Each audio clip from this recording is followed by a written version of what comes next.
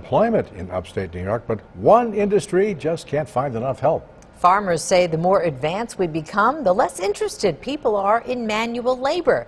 News Channel 9's Beth Cephalou is live in Homer tonight with more. Beth?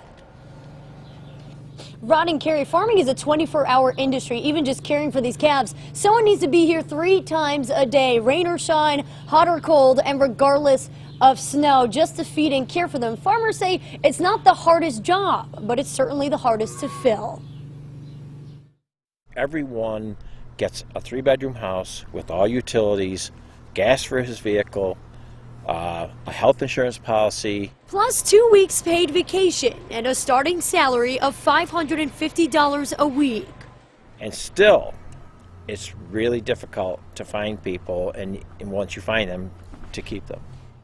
Dairy farmer Mike McMahon says many people can't handle the demanding 6-day work week his farm requires year-round to manage more than 1,000 cows. You've got to have people to attach milking machines, you've got to have people to feed animals, people to clean out from under animals. Even efforts to get workers from the unemployment office time and time again prove unsuccessful. So you look to every kind of efficiency and technology that you can afford to try to stay in the business.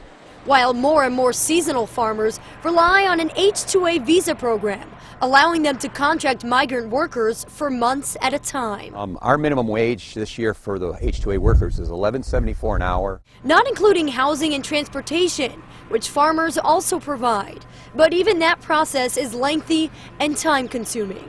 So it can really be a difficult thing to time when you need the help and when the crop's ready. And if you miss it by a couple weeks or a week, you could lose part of your crop or be way behind in your spring work. But with very little options, this farmer says it's worth the headache to have reliable people working the fields. But it's not about these guys being cheap. It's about them having a work ethic, knowing their job, and doing it well. That's why we have them here.